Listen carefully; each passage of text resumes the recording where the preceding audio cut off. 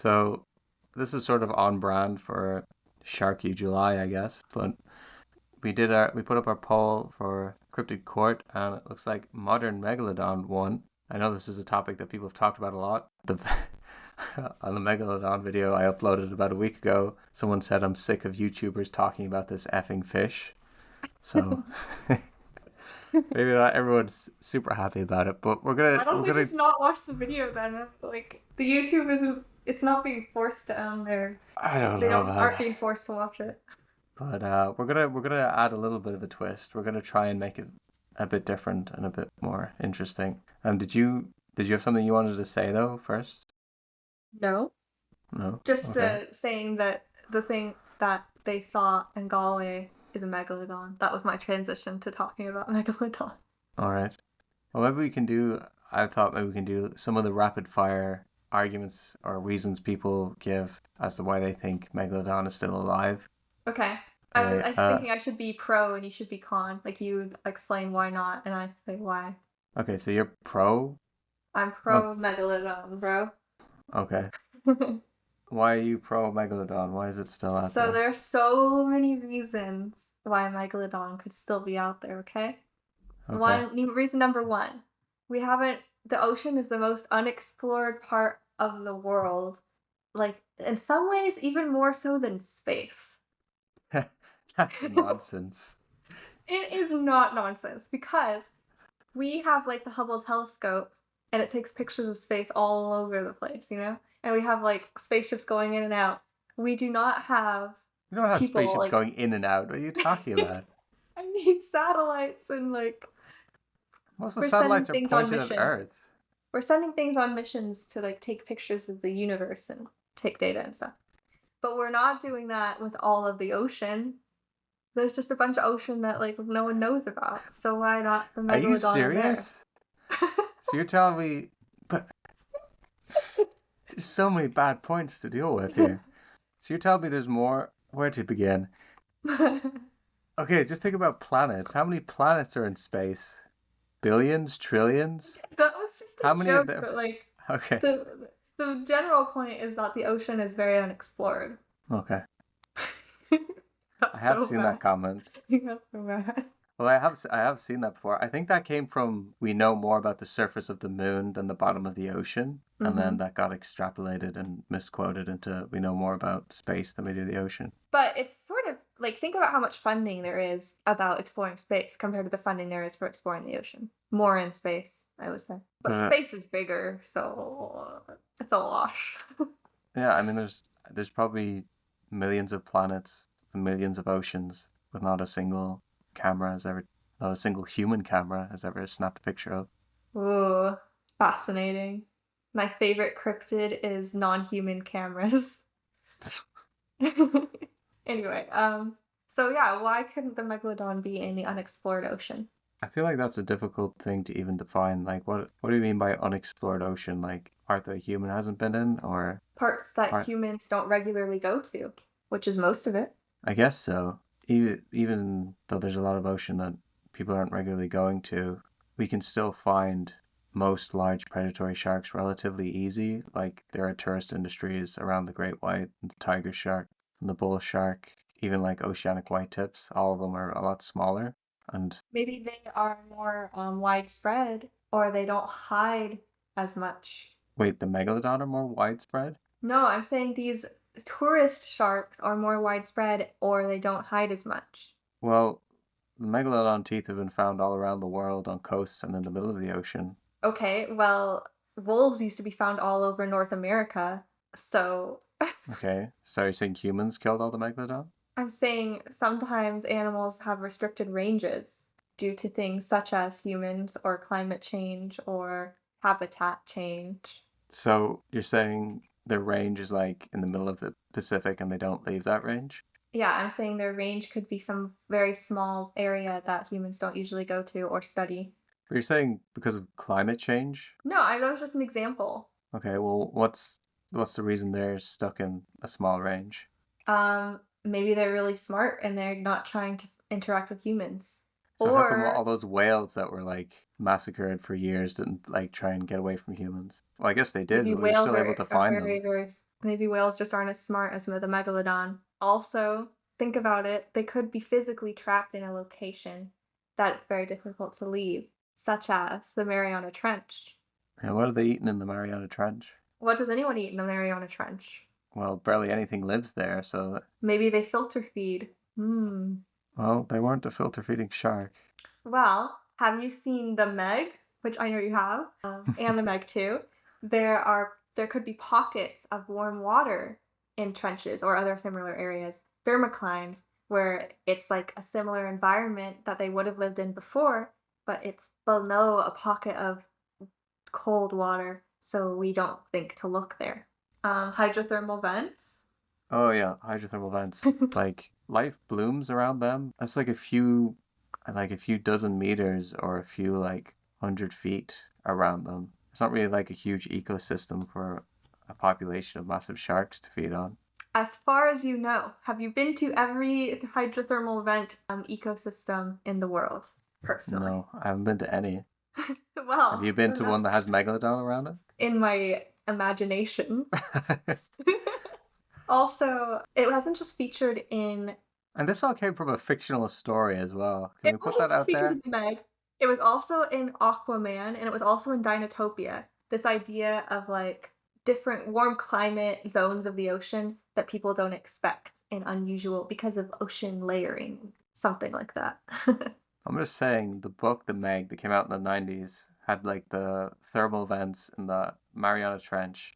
And then there's no theory before then, or at least none that I can find about Megs living near these thermal vents in the Mariana Trench that apparently exist. But then after that it became a really popular idea and it's based on a story, it's based on a fictional story. That's like if I was like, you know what, I think there could be dinosaurs on an island in Costa Rica and I think they were bioengineered and they're living there now, but we just haven't heard of it.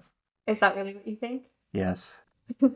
Okay, well, if you're not going to accept my first points, how about this? The megalodon is still around, but has evolved into something different. Something. It's still a megalodon, but it doesn't have the same needs or features that you would be looking for. That's why I said the one that was spotted off of Ireland could have been a megalodon, and they've evolved to be smaller and, yeah, different. Well, they're not doing a very good job of hiding then. Why should they hide? Well, I'm just saying, if we haven't found them, they must be hiding. That was one of your first points that they're hiding. Sometimes scientists or just people think they know everything and they're like missing a very easy solution right under their nose. Like they think something is one species, and if they did a genetic test on it, they would see it's another species, sort of thing. Yeah. But if it's gotten to the size of 3 meters, like As it's a not really a baby, megalodon. It's a baby megalodon? maybe.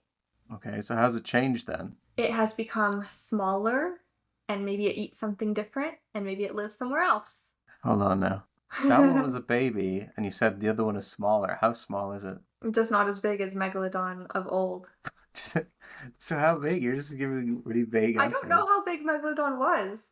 I didn't watch your video, so I don't You know. watched the other video, didn't you? No, I didn't watch The any better one. videos. I was busy Okay, but you're watching saying, Twisters.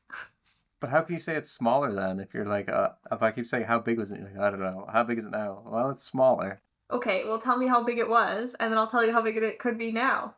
Okay, let's say a very, very big one, according to most recent papers, could be over 65 feet in length. Okay, so I would say maybe now they are less than 65 feet in length. Okay, so they're 2 feet in length? That's. Oh, I didn't say that. Maybe they're the same size as great whites, and they're easily confused with great white. Not this thing. And here's another theory. Maybe they hybridized with great whites. Similar how the polar bear and the grizzly bear are hybridizing now. Maybe the megalodon and the great white hybridized, and every great white has a bit of meg in it. Similar to how every human has a bit of Neanderthal.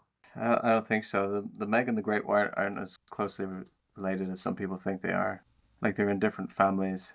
Okay, well, it could have hybridized with something else. I don't know. But then it's What like, other? if it's changed this much, it's a different species by now. Depends on your perspective. That's like if I was like Australopithecus are still alive. They just look a bit different and aren't as hairy. They're Uh called humans. huh. No, those are all my arguments. If Yeah. I missed one, feel free. What else is there? Sometimes people will say, well, that's what they said about the giant squid. Those experts think they know everything. Those There's a experts great do think they know everything, huh? there's a great meme that's been put on cryptozoology Reddit. I think it's from Truth is Scarier Than Fiction, where it's like a graph of time. And it's like the amount of cameras and then like the amount of footage we have of a giant squid. And you see like as the amount of cameras goes up, the amount of footage we have goes up. And then it's like a flat line at the bottom, like footage of Bigfoot as cameras have increased over time. Wrong. We have lots of footage of Bigfoot. But it hasn't really increased in the same way though. Like the Hmm. most famous footage is from like the 60s. Okay, but people have increasingly moved into cities, so. I guess so, but there's probably an increase in the amount of people going through the woods with a high quality camera in their pocket. I don't know anyone who goes through the woods with a high quality camera in their pocket, so that's false. Okay, you missed something. When I said high quality camera, I was speaking in relative terms. I meant a phone. A phone. A phone can record in HD. Oh, okay, fair enough. Did you do that on purpose? Yeah, Oh, okay. just a bit of fun. Okay, I think those are the main so points. let's say we're out here, we have a grant, we're going to prove that the megalodon is real. How would we prove it's alive and or how would we find it? Yeah, and I think we have to try and like lean towards what you're saying. It doesn't want to be found. It clearly, well, the first part of what you're saying. So we're saying it isn't just a weird looking great white that we can't figure out because we're too dumb. If it's like it lives in remote parts of the ocean, it Hmm. doesn't really migrate around that much. What else? It lives very deep down, I guess. Hmm. So how do we find it? Well, first, I might want to do something work smarter, not harder. Mm-hmm. I would want to take ocean samples all around the world at different depths and extract the DNA. So I was taking a class once with a professor who was working on how to extract DNA for millions of species almost out of one sample. You can do that with her like genome sequencing technology thing. It uses computers and other things. Why are you talking about? Anyway, and so you can use that to, for example, find every single type of bacteria that is living in a certain part of soil. That's useful for lots of different things. And it also just helps people discover new species at a very, very fast rate. So I would do that, but instead of with soil, I would use ocean samples. I would go very deep, I would go very shallow. I would sample like every single ocean, every single sea. I mean, it would still be expensive and I'd have to get to all those places, but I'm not like sending this equipment everywhere trying to get bigger data. You know what I'm saying? So that would be the first step. And I would analyze it and try to find any evidence of DNA that is similar to a megalodon. Okay. I have sort of two questions about that. Mm-hmm. First, there is it's called like an eDNA survey, like environmental DNA. Is that right? Mm-hmm. They did one of those on Loch Ness in Mm-hmm. 2019.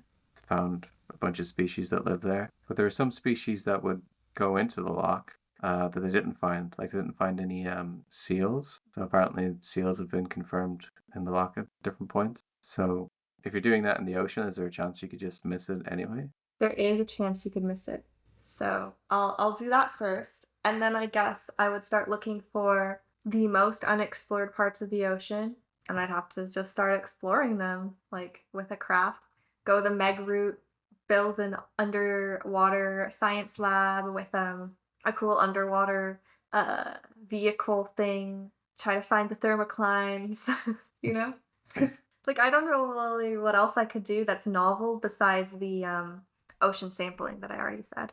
Like, would that narrow down like the area? Like, if you were just like in Hawaii and you took a sample in the Pacific, like, is it possible the DNA could be from like hundreds of miles away? This is a not an expert on this. Oh, sorry. Um, yeah, I don't know how it works in the ocean because ocean moves around a lot more than soil. Maybe I could get ocean soil. Oh, maybe Hmm. that could be good. But it would narrow it down a little bit. I mean, if I get a hit for Yeah, megalodon in Hawaii, I'm not going to start searching in Antarctica. You know what I mean? yeah, yeah. That's good. I think what I'd do Yeah. is I'd like try and bait it out instead of like looking for it. So I'd maybe do that what you said first, And then there's a theory that like if it lives deep, that it's just feeding on giant squid. So maybe I get like a massive squid bait trap and put it like a few thousand feet down around the same depth that giant squid are supposed to reside, and have a lot of cameras around it. That's a good idea. Camera traps are a good way to find things that can't be found in other ways. So, Mm. how would we prove it's alive? If we don't find it, how would we go about proving it's alive in other ways? Maybe we can't unless we find it, huh? Well, if you find DNA, that's pretty much proof. Yeah, but what if we can't find either? I guess you can't prove it then. And maybe this was a waste of the grant money. Right. You know what though? You know, Like, when scientists don't get their grant money, they always do stupid and crazy things. And it's the start of like almost every movie that has science in it. It's like, I got rejected for my grant. Time to die in this movie. Like, time to threaten everyone's lives with XYZ. really? Like, it happens in Jurassic Park sometimes. It happens in The Meg. It happens in Twister. Every time someone is like angling for a grant, they end up making these terrible decisions. Grant money, the So biggest villain. yeah, so like after we didn't get the grant money, we'd like go crazy when we get like a dodgy submersible, and we're like, we're going to the Mm-hmm. Mariana Trench, and we're gonna find it no matter what. Just take us there. I don't care how like sound this submarine is. The guy's like, "Are you sure? We have I was, nothing else to live for now." I was gonna say, do you know like those deep sea sleeper sharks? Like I Mm-hmm. think the Greenland shark is related. And there's some in like the Pacific and stuff. There's like reports of them getting super big, like not verified, but like bigger than great whites. It's like a good bit bigger. So I feel like even if we didn't find the megalodon with what we were doing, we could find maybe some other completely separate species of very large shark. That could be good. And then I guess another thing you could do is like invest heavily in radar to map every single thing in the whole world. A Yeah, radar net, like Google Maps for the ocean. which is like constant everywhere. Uh-huh. I think a few world governments would be interested in that. Yeah. That would be the That's where we're twist. gonna get our grant money. Yeah, that We're gonna always tell each happens. government that they're gonna get the data, but we're actually gonna say that to every government. So they're all gonna give us Yeah, money. And then it'll cause a yeah. world war. That would be a good movie. Would Maybe. it? I don't know. I Mm. feel like that's also a trope though, where like the scientists think they're doing it for the good of humanity, and then they find out that the general that was funding them wasn't doing it for that. They were trying to make like Right. a new weapon, and now they made a super shark that's gonna kill everyone or something. Yeah, exactly. Okay, well, let us know how you would try and prove the megalodon was real, if you think it could still be out there. Let us know if we missed any good arguments. We can Hmm. discuss that next time. Yeah, and sorry about talking about this effing fish again. Subscribe to the YouTube channel for full episodes or download the MP3 from the links below.